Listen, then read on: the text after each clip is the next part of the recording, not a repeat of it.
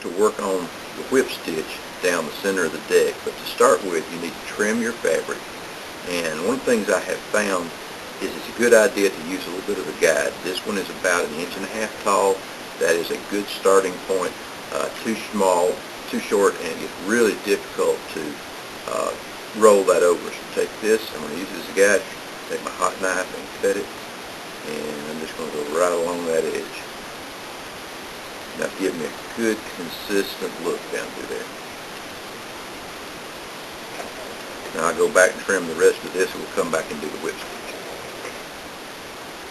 Working on the whip stitch, I'm working with the curved needle. You can use a straight, doesn't matter. I prefer the curved. All you're doing here is fold that fabric over and then start rolling it up tight. And yes, this makes your fingers sore at the end of the day. Leave about, I think I covered this in cutting it, but leave this about 1.5 inches long. Any shorter and it's very difficult to work with.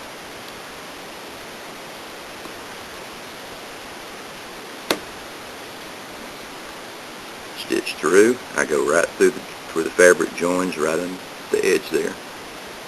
The intersection, I guess, would be better. Tighten it up a little bit.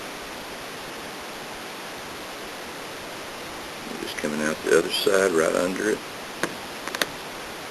About 3 or 4 stitches.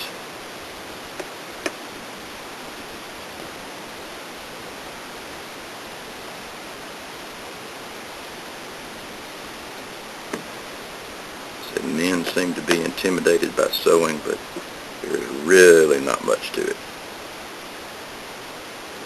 Well, at least on a boat. There's a lot to sewing clothes. My mother was a seamstress, I know. There we go. Pull that tight. It gives you that 3-braid look.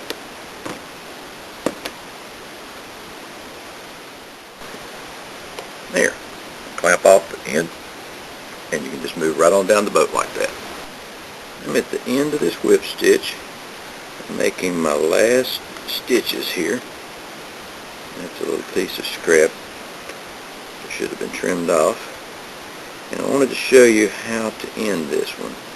Now this boat is the first one I've built with a recessed hatch, so it's going to look a little odd. Don't let that throw you.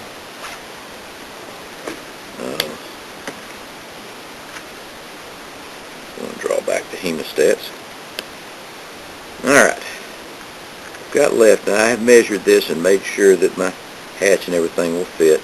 So what I'm going to do here is just kind of like whipping off the end of a line. Pull that through. I'm just going to go right beside it and do the same thing over and over.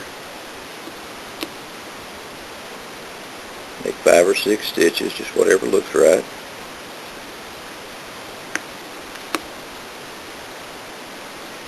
Just keep doing this. Try to make it look neat. And go back and fill in the stitch in the middle there.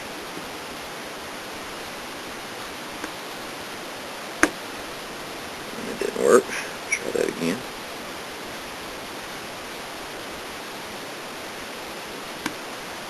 Anyway, you get the idea there. Like that.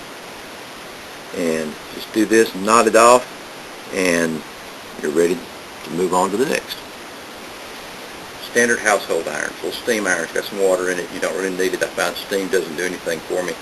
All you're going to do to shrink this one, I've already started, you'll notice most of the wrinkles are out, is you're just putting this on here, and it's kind of a slow process. You're not working real fast. You're just slowly going along and let that fabric heat up. It's important to check the temperature and make sure the iron is not too hot. Just work down through here, and the wrinkles are just coming right out as I go. And you don't necessarily have to get them all out, because when you go around and do the hull, you're going to stretch it even more. Now somebody's going to ask about a heat gun, and yes, you can use a heat gun, but the drawback is you have no control over the temperature. I use it in stubborn spots. Sometimes I'll have a spot right down here at the bow that's difficult to get the iron on. I will use a heat gun there, but I am very careful. I use it on low and I keep it moving. I can take a scrap piece with my heat gun, it gets so hot, and I can melt it. And you know, you'd hate to have all these hours at this point. Rush through it with a heat gun and then melt the whole thing. Alright, the boat's skinned, it's shrunk, it's good and tight. The only thing left to do now is apply a finish to it. You have a lot of options with polyester. You can use most anything, oil-based, water-based. You can use varnishes, whatever you like. In this particular boat, it's probably going to get painted with oil-based. That's my favorite. It's easy to work with, and it's cheap and readily available. And I hope you've enjoyed watching this video, and I wish you luck on your project.